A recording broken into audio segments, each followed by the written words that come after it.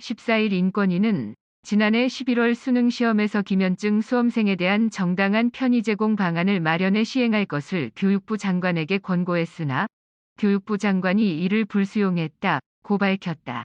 앞서 중증 기면증을 앓고 있는 학생 A씨의 어머니 B씨는 지난해 아이가 작년 2019년에 이어 올해도 수능을 보는데 별도의 독립된 시험 공간 제공, 오후 영어 시험 후 쉬는 시간 연장, 잠들 경우 깨워주기 등이 필요하다. 며 인권위에 진정을 넣었다. B씨는 2019년 시험에서는 별도 시험 공간만 제공받았는데 시험을 치르는데 가장 중요한 것은 오후 영어 시험 후 쉬는 시간을 추가로 주는 것이라며 지난 2018년 이미 인권위에서 기면증을 가진 수험생에 대한 편의 제공 방안을 교육부에 권고한 만큼 적절한 편의가 제공되도록 해달라고 요청했다. 당시 인권위는 기면증은 각성 호르몬의 부족으로 일어나는 신경계 질환으로 주로 청소년기에 발병하고 최근 환자가 가파르게 증가하는 추세라며 기면증을 가진 수험생이 잠에 빠져드는 것은 본인 의지와는 관계없는 장애 특성으로 이로 인해 다른 수험생과 동일한 조건에서 시험을 치를 경우 본인의 능력을 발휘하지 못할 것이 충분히 예견된다고 판단했다. 또한 수능의 특성상 추후에도 얼마든지 기면증을 가진 수험생이 시험에 응시할 가능성이 있다. 교육을 담당하는 국가기관인 피진정위는 기면증을 가진 학생들이 고등교육의 기회를 놓치지 않도록 전문가 자문이나 해외 사례 연구 등 면밀한 검토와 심도 있는 논의를 통해 대책을 마련해야 할 것이라고 권고했다. 인권위는 교육부가 이를 이행하지 않는 것은 장애인 차별금지법을 위반한 차별행위라고 덧붙였다. 교육부는 기면증은 장애인복지법상 별도의 장애증명이나 복지카드 발급이 되지 않는 증상인 관계로 수능에서의 시험시간 연장 등 편의 제공 대상자 요건에 해당하지 않지만 수험생이 제출한 진단서 내용을 검토 후 증상 정도에 따라 별도 시험실 제공은 가능할 것이라고 말했다.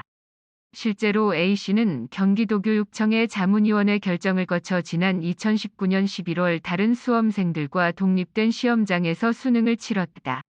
그러면서 피해자가 올해 2020년 도 종합병원장 진단서 등 증빙 서류를 제출할 경우 별도 시험실 제공이 가능할 것이라면서도 그동안의 사례와 함께 매년 50여만 명이 응시하는 수능의 특수성을 고려할 때 다른 수험생과의 형평성과 공정성, 신뢰성뿐 아니라 시험에 대한 국민적 시각과 정서 등도 함께 고려되어야 할 것이라고 부연했다.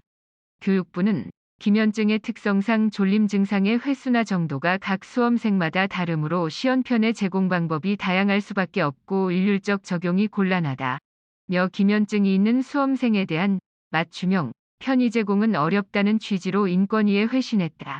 이어 별도 시험실은 탄력 발작 등이 발생했을 때 타 수험생들에게 방해가 될 수 있기에 필요한 것으로 수시로 잠에 빠져들어 다른 수험생보다 시간이 부족할 수밖에 없는 기면증 수험생의 특성에 대한 편의 제공은 아님을 고려할 때 기면증 수험생에 대한 편의 제공 기준이나 대책을 마련했다고 보기는 어렵다고 지적했다. 아울러 올 4월 시행령 개정을 통해 기면증이 장애인복지법상 장애로 인정됐다고 짚었다. 교육부는 이후로도 기면증 수험생에 대해 별다른 조치나 계획 수립을 검토하지 않은 것으로 나타났다.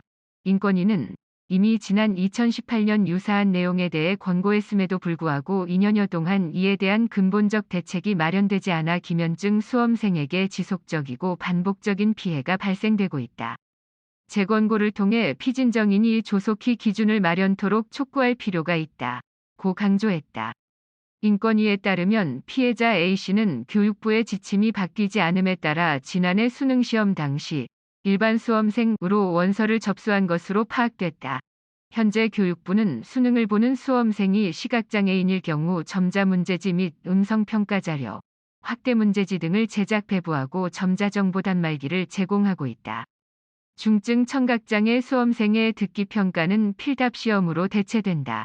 또 중증 시각장애인에게는 시험 시간을 매 교시별 1.7배, 경증 시각장애 및 뇌병변 등 운동장애 수험생에 대해서는 1.5배 연장 제공하고 있다.